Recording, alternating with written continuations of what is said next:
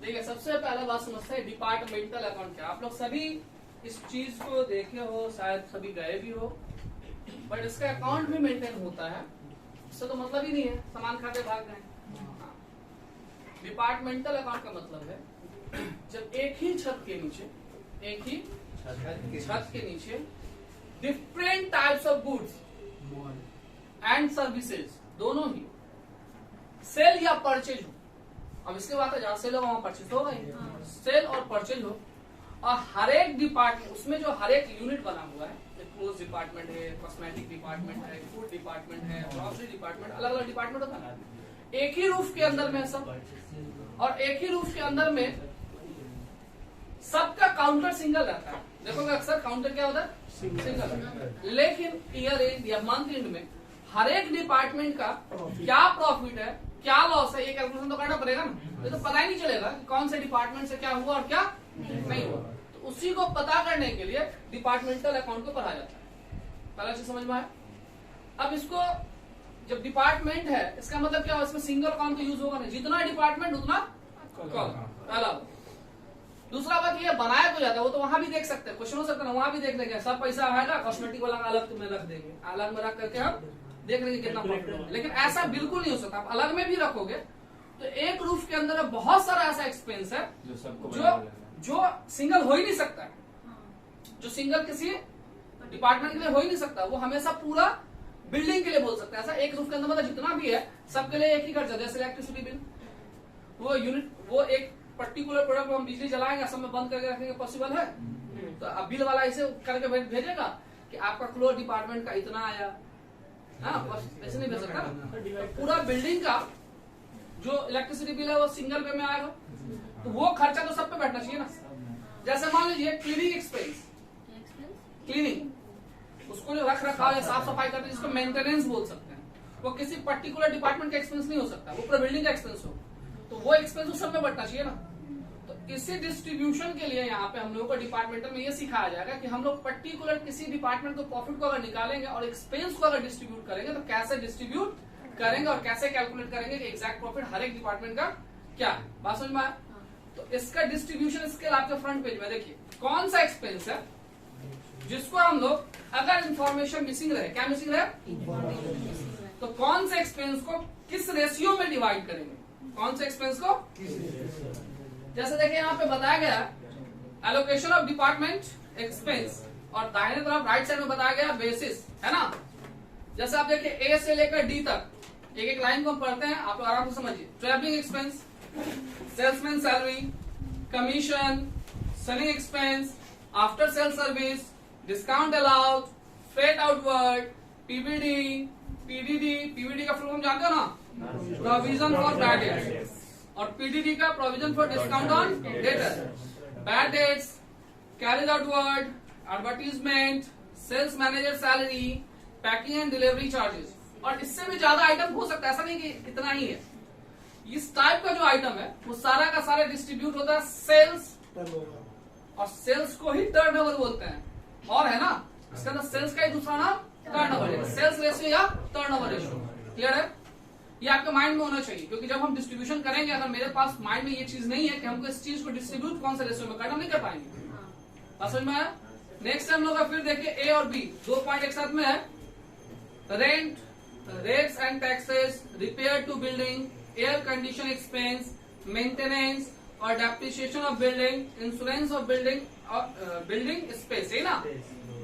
यानी ये सारा का सारा एक्सपेंस, इस टाइप का एक्सपेंस, ये सारा का मतलब ये, और इस टाइप का कोई एक्सपेंस अगर है तो वो फ्लोर एरिया पे, पहले तो फ्लोर एरिया ढूंढेंगे स्क्वायर फीट में है या नहीं, या फिर वैल्यू ऑफ फ्लोर पे। ऐसा भी तो होता है ना कि एक ही फ्लोर में डिपार्टमेंट है, और ऐसा भी होता है कि 4 तला बिल्डिंग है, हर एक फ्लोर में अलग अलग डिपार्टमेंट। यही दोनों चीज का मीनिंग एक ही है ना। तो अगर एक ही फ्लोर में है तो फ्लोर एरिया में बढ़ जाएगा, और अलग अलग फ्लोर में है तो वैल्यूएशन में बढ़ जाएगा। बात समझ में आया? नेक्स्ट है discount receive, PDC. Discount receive, PDC नाम से समझ में आया ना, creditor related item, purchase related item. Discount receive, PDC, carriage inward, department का जो परचेज ऑफ, एक्चुअली डिपार्टमेंट इधर स्किप कर गया, वो इधर है, परचेज ऑफ ईच डिपार्टमेंट, समझ रहे हो ना, purchase of each department, clear है। नेक्स्ट टाइम लोगों का depreciation on plant and machinery, fire insurance, इस टाइप का अगर कोई एक्सपेंस है तो वो डिस्ट्रीब्यूट होगा assets value of each department, clear है। नेक्स्ट टाइम लोगों का workman compensation insurance, group insurance premium, employer contribution toward employee state insurance, supervisory salary, ये सारा क्या वर्कर से रिलेटेड है ना, ये सारा चीज क्या वर्कर से रिलेटेड है। तो इसका डिस्ट्रीब्यूशन देखो, वेजेज ऑफ ईच डिपार्टमेंट, हर डिपार्टमेंट में कितना कितना वेजेज पेमेंट करते हैं। नेक्स्ट है lighting, electricity charges, heating, simple सी बात है, light point, number of, cost of power, power हमेशा हॉर्स पावर पे बढ़ता है ना, या किलोवाट हॉर्स पावर बोलते हैं, समझ में आया, या horse power into work hour work होता है, जो भी मिल जाएगा हम लोग समझ के, मतलब हॉर्स पावर, मोटिव क्या रहेगा मेरा, हॉर्स पावर को ढूंढना। Medical benefit, canteen expenses, labour welfare expenses, ये सब नंबर ऑफ डिपार्टमेंट वर्कर में बढ़ जाता है। इसी तरह से आपने क्या देखा कि एक्सपेंस का डिस्ट्रीब्यूशन सिस्टम जो है इसमें वो किस तरह से होता है ना, बहुत सिंपल सा चीज है। डिपार्टमेंट में क्योंकि हमने बात किस पे किया, प्रॉफिट पे, किस बात किया, भाई एक ही बात समझ, प्रॉफिट का नॉर्मल मीनिंग होता है नेट प्रॉफिट, प्रॉफिट का नॉर्मल मीनिंग क्या होता है नेट, और नेट प्रॉफिट का एक ही जगह है पीएल। इसका मतलब इसमें भी हमको क्या बनाना है, ट्रेडिंग पीएल, हो सके तो बैलेंस, हो सके तो शायद फर्स्ट क्वेश्चन में बैलेंस भी डिमांड, दो डिपार्टमेंट है, दो रहेगा तो दो अमाउंट का दोनों साइड, तीन रहेगा तो तीन अमाउंट, किसमें तो ट्रेडिंग पीएल में, बैलेंस शीट में नहीं, ट्रेडिंग पीएल में, ठीक है। बैलेंस शीट में सिंगल अमाउंट, जैसे हम लोग का स्टार्टिंग से रहा है, दो है ना, एक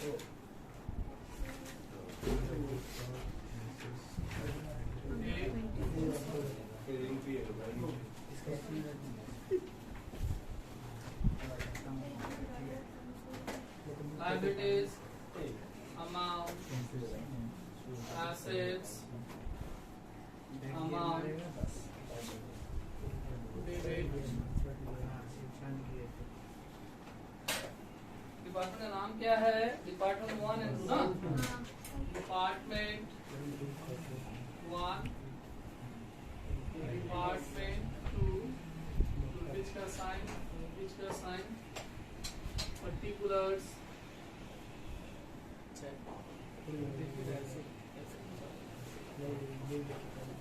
one, two, credit in the books of, क्या नाम है, ना,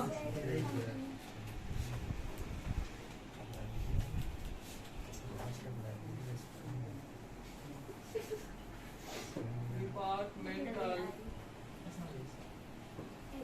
trading and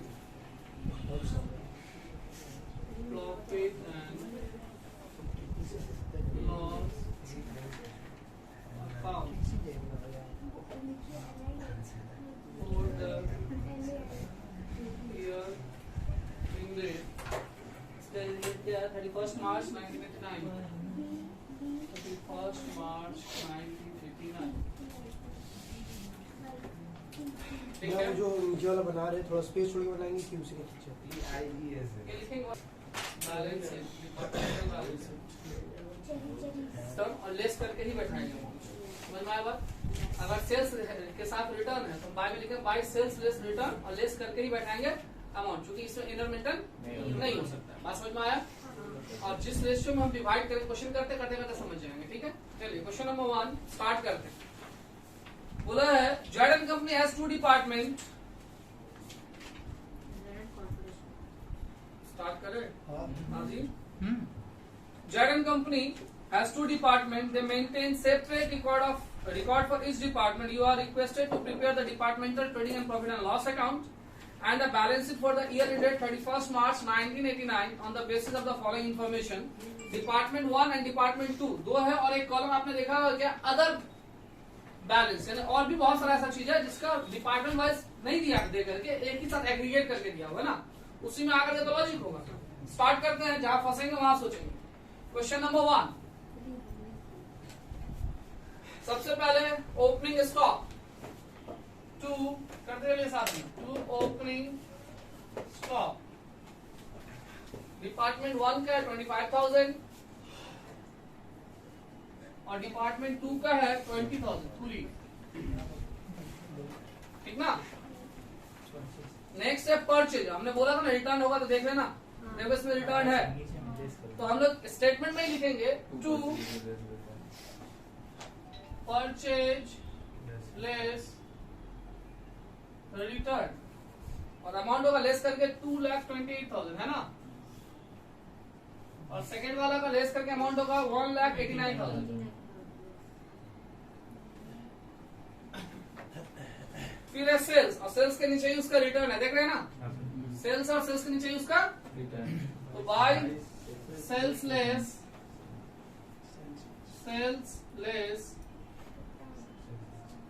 return 6 lakh return less करके 6,30,000 ना, क्योंकि 6,33,000 है आपका सेल और 3,000 है रिटर्न। नेक्स्ट क्या हो जाएगा 4,90,000 रिटर्न लेस करके, मैं समझे नहीं कर रहा। अरे रिटर्न लेस करके लिख रहे हैं, समझना क्या, उसके नीचे रिटर्न है, रिटर्न से बेस करना कुछ कर रहे हैं। नेक्स्ट चले आगे, वेजेज और सैलरी अगर साथ में हो, वेजेज और सैलरी अगर तो पीएल का आइटम होता है, ऐसा बिल्कुल है। बचपन में अगर कहीं ऐसा सीखे हो कि वेजेज पहले हो तो ट्रेडिंग में ले लेना, सैलरी पहले हो तो वो गलत लॉजिक था, उसको हटा लीजिए। वेजेज और सैलरी अगर साथ में हो तो पीएल में ही आता है। तो हम लोग यहाँ तक स्पेस छोड़ लेते हैं ट्रेडिंग के लिए, ऊपर नीचे टू वेजेज एंड सैलरीज, देख के बोलो तो बोले कितना, 1,80,000 1,60,000। नेक्स्ट हम लोग का मिसलेनियस एक्सपेंस यही आएगा, मिसलेनियस एक्सपेंस 35 और 32,000 में, ठीक है। अब आ गया closing stock, trading credit side,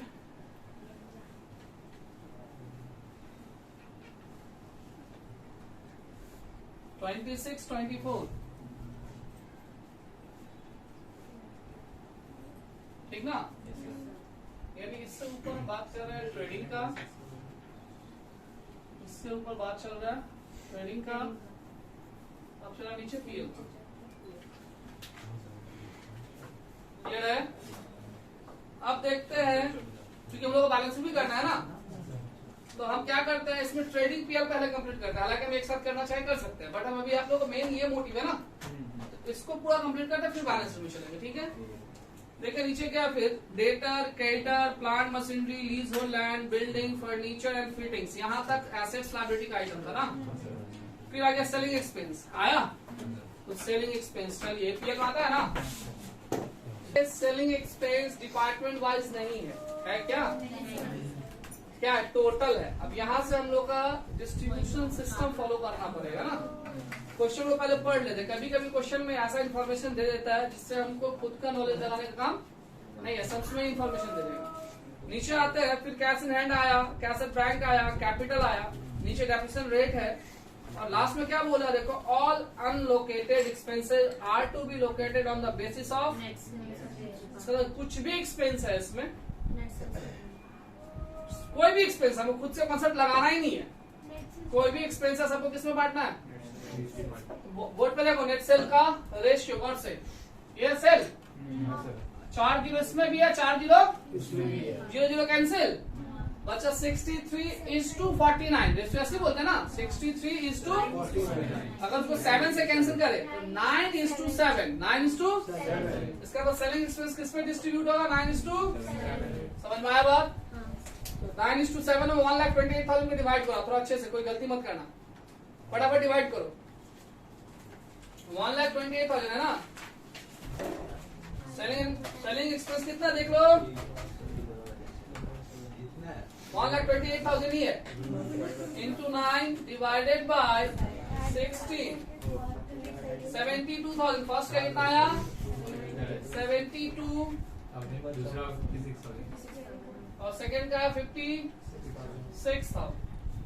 इसके बाद सारा का सारा इंफॉर्मेशन जो अपने पास है, सारा का सारा नहीं कह सकते, कैपिटल तक जो है वो बैलेंस शीट का आइटम है ना। फिर नीचे आते हैं, नीचे में हम लोग को क्या करना पड़ेगा, डैप कैलकुलेट करना पड़ेगा ना। तो हम एक काम करते हैं, नोट में सारा डैप कैलकुलेट कर लेते हैं, नोट में सारा डैप कैलकुलेट करते हैं। Note calculation for dep underline right ना, चालू कर दे जो लिखा जाएगा। कैलकुलेशन फॉर डैप, यहाँ पे इंफॉर्मेशन है प्लांट एंड मशीनरी पे ना। Plant and machinery equal to, बात मत करो, प्लांट एंड मशीनरी का अमाउंट दिया हुआ था, देखिए तो अमाउंट है आपका 2,40,000 है ना। 2,40,000 इंटू परसेंटेज 33.33 मतलब 1/3 1/3 80,000 डैप निकल गया। नेक्स्ट है हम लोगों का डेप्रिसिएशन बिल्डिंग के ऊपर बोला है। बिल्डिंग इक्वल टू, बिल्डिंग का अमाउंट है हम लोगों का, देखिए 1,20,000 देखो तो इंटू 5% यानी 6,000 6,000। नेक्स्ट हम लोग का फर्नीचर, फर्नीचर का डैप है, फर्नीचर का पहले अमाउंट देख लो कितना है, 48,000 इंटू 10%, 48,000 इंटू 10% इक्वल टू 4,800। और किसी पे डेप्रिसिएशन नहीं है ना। अब समझिए बात को, डिपार्टमेंट में यहाँ पे हम लोग जब पुट आउट करेंगे, सिंगल सिंगल करके करें, अपना टाइम वेस्ट करेंगे, क्योंकि हमको तो डिस्ट्रीब्यूट करना सभी को एक ही रेशियो में, ऐसा तो है नहीं अलग अलग रेशियो में करना है। तो हम क्या करते हैं, यहाँ पे डैप को टोटल कर लेते हैं और इसी टोटल डैप को डायरेक्ट यहाँ डिस्ट्रीब्यूट कर देंगे, और जब बैलेंस शीट में लेंगे तो जिसका जितना डैप वो तो नोट में है वहां से माइनस करते हुए कंप्लीट कर देंगे। क्लियर है? तो इस डैप को ऐड कर लेते हैं, 90,800 90,800 ठीक ना। और डैप कहाँ जाता है, पीएल में जाता है, ये तो हम लोग जानते हैं, लेस फ्रॉम एसेट्स और पीएल डेबिट साइड, ये इसका इफेक्ट होता है। तो to dep on fixed assets, dep on fixed assets ratio 9:7 का ही, क्योंकि यहाँ पे क्लियर बोला था कि 9:7 में ही सारा एक्सपेंस को डिस्ट्रीब्यूट करना है। तो ये मेरा 90,800 इंटू 9/16 51075 51075 39,725 कितना बोला, 39,725 39,720 डेप्शन बैठा दिए। अब डेप्शन बैठने के बाद इस सम्स में अब कोई भी एक्सपेंस नहीं है जो कि ट्रेडिंग और पीएल में आ सके। क्लियर है? ट्रेडिंग में पीएल में आने वाला एक भी एक्सपेंस अब नहीं बचा। क्लियर? अब आराम से ट्रेडिंग से जीपी निकालिए, क्लोज कीजिए। ये हो जाएगा 6,56,000 टोटल। ये हो जाएगा 5,14,000 6,56,000 5,14,000 to gross profit CD minus करो तो विषय थोड़ा 4,03,05,000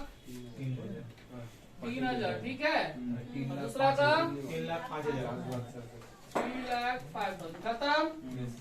पोस्टिंग कर लो, इसको पोस्ट कर लो पीएल में, बाय ग्रॉस प्रॉफिट बीडी 403,000 305,000। अब इसको क्लोज करो, बात मत करो, बिल्कुल क्वेश्चन में फोकस कर, बात करने आया है। अब इसको क्या करना है, एनपी कैलकुलेट करना है ना। टू नेट प्रॉफिट, देख लो प्रॉफिट ही आएगा क्या दोनों साइड, ऑब्वियसली प्रॉफिट ही है।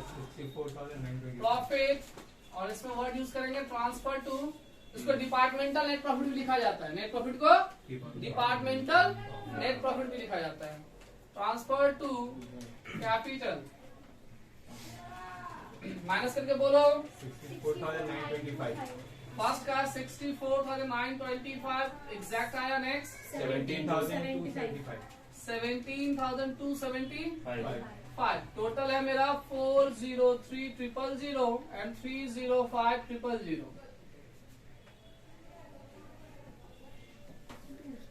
और ये हो गया मेरा कंप्लीट सम ट्रेडिंग पीएल। अभी बैलेंस शीट कंप्लीट करते हैं। बैलेंस शीट भी, बैलेंस शीट में लायबिलिटी साइड सबसे पहले हम स्टार्ट करते हैं, जिसमें सबसे पहले लिया जाता है कैपिटल। क्या लिया जाता है? कैपिटल। कैपिटल का अमाउंट इसमें है 5 लाख, 5 लाख। इनर में लेते हैं add NP, net profit department 1 का 64,925, डिपार्टमेंट सेकेंड का 17,275।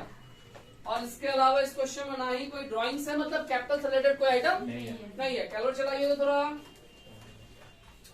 582200. पूछ रहे हैं तो बता दो। बता 582200 क्लियर है। अभी देखते हैं एक और आइटम लायबिलिटी का, सन्ड्री क्रेडिटर, सन्ड्री क्रेडिटर्स। और सभी क्रेडिटर्स का अमाउंट देखिए 1,73,000। इसके अलावा लायबिलिटी का आइटम तो नहीं है। अब एसेट्स पुटअप करते हैं, देखे ध्यान से। सबसे पहले एसेट्स में फिक्स एसेट लिया जाता है। सबसे पहले फिक्स में भी इनटेंजिबल वाला गुडविल वगैरह लिया जाता है, बट इसमें है नहीं। तो स्टार्ट करते हैं। Plant and machinery, plant and machinery inner में, क्योंकि इसके साथ डैप है ना, इनर में 2,40,000 लेस डैप, जो कि हम लोग यहाँ कैलकुलेट करके रखे हुए हैं 80,000, बाहर गया 1,60,000। नेक्स्ट हम लोग देखते हैं एसेट्स, लीज होल्ड लैंड, ये भी एसेट्स होता है। लीज होल्ड लैंड, इस पे कोई डैप नहीं है, 80,000 आउटर। नेक्स्ट हम लोग का बिल्डिंग, बिल्डिंग इस पे डैप है ना, बिल्डिंग 1,20,000 का था, लेस डैप। और ये मेरा 6,000 आउटर 1,14,000। बिल्डिंग के बाद नेक्स्ट है furniture and fittings, furniture and fittings. इसका अमाउंट है 48,000 लेस डैप 4,800 ना, तो 4,3200। ठीक है। नेक्स्ट हम लोग cash in hand, cash in hand, और अमाउंट है इसका 8,000। नेक्स्ट हम लोगों का cash at bank, cash at bank, और अमाउंट है इसका 1,10,000। यहाँ से सारा आइटम ले लिए। और एक चीज और आता है यहाँ पे, क्लोजिंग स्टॉक। क्या आता है? और क्लोजिंग स्टॉक यहाँ कौन से वर्ड से लिखते हैं हम लोग? Stock in trade. और यहाँ पे हम एक ही साथ ऐड कर लेते हैं, 26,000 था फर्स्ट डिपार्टमेंट का और 24,000 था सेकेंड का ना, ऐड करके 50। ठीक ना। अब इसको ऐड करो, 0,0,2,5